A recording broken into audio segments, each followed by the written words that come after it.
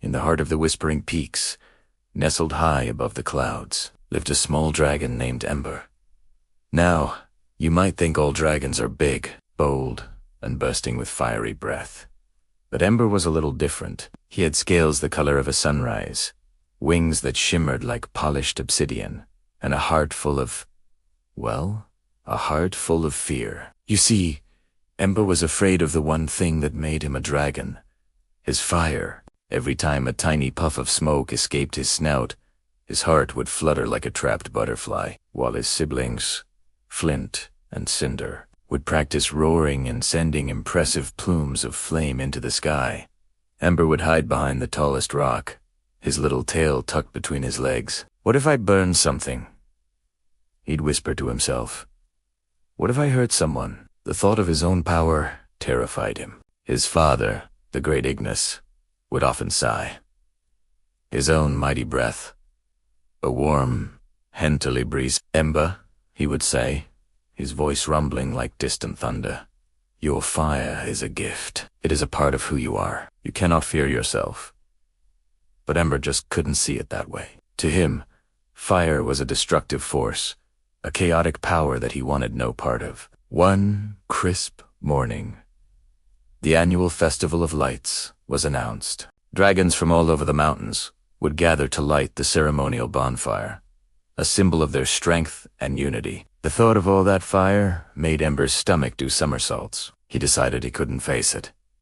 He had to get away. Under the silvery light of the twin moons, Ember packed a small satchel with a few shiny pebbles and a single, sweet mountain berry. He scribbled a note for his family, gone to find courage, love, Ember, and quietly slipped out of their cozy cave. He didn't know where he was going, only that he needed to find a place where he didn't have to be a dragon who breathes fire. His journey took him down the winding mountain paths, past groves of singing crystals and streams that giggled as they flowed over smooth stones. As dusk began to settle, a chill crept into the air. Ember shivered, pulling his wings tightly around himself. He stumbled into a small clearing where a family of tiny, fluffy creatures called frost fuzzies were huddled together, trembling.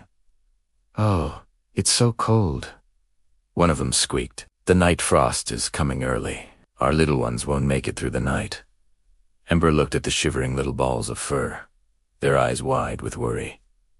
He felt a pang of sympathy. He remembered his father's gentle, warm breath. Hesitantly, he took a deep breath of his own. It felt wobbly and strange. He pictured a small, warm candle flame, not a roaring inferno. He let out a tiny, soft puff of air. A warm, golden glow, no bigger than his claw, flickered to life and settled gently on a pile of dry leaves. It didn't rage or destroy, it just glowed. The frost fuzzies gasped and then chirped with joy, gathering around the small, controlled flame. "Oh, thank you, they cried, their little bodies slowly uncurling in the gentle warmth. "You saved us." Ember stared at the little fire. He had created warmth. He had helped someone. A strange feeling bloomed in his chest, something warm and bright that had nothing to do with fire.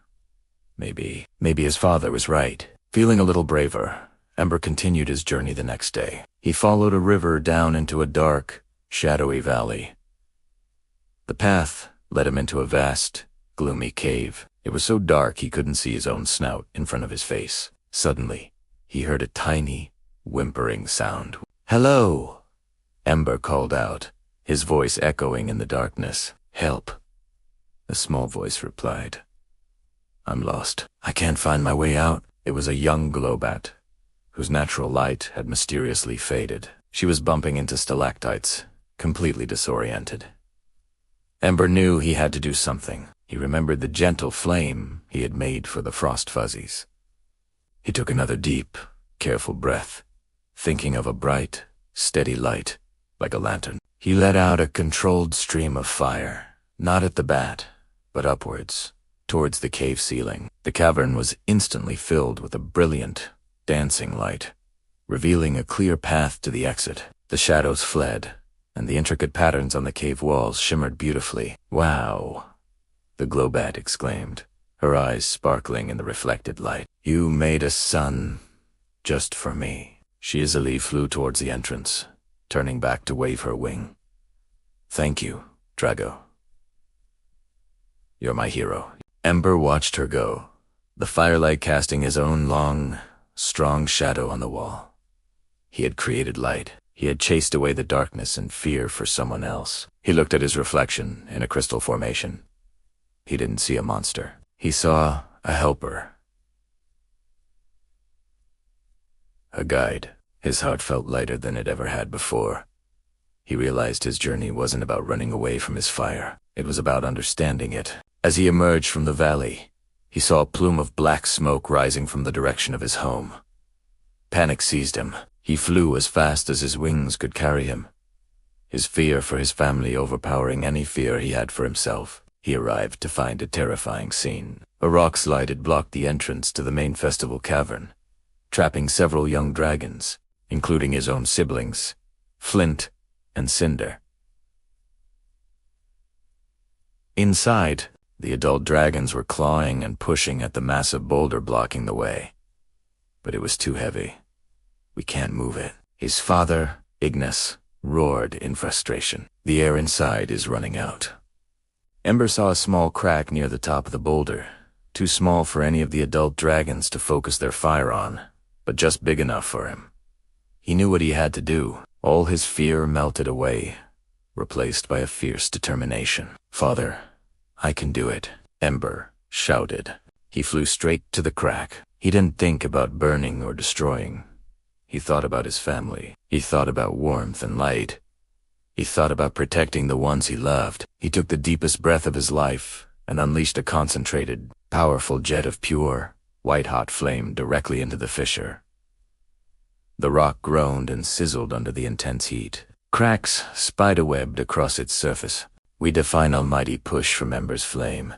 The giant boulder fractured and crumbled into a pile of smoldering pebbles. A cheer erupted as the young dragons scrambled out, coughing but safe.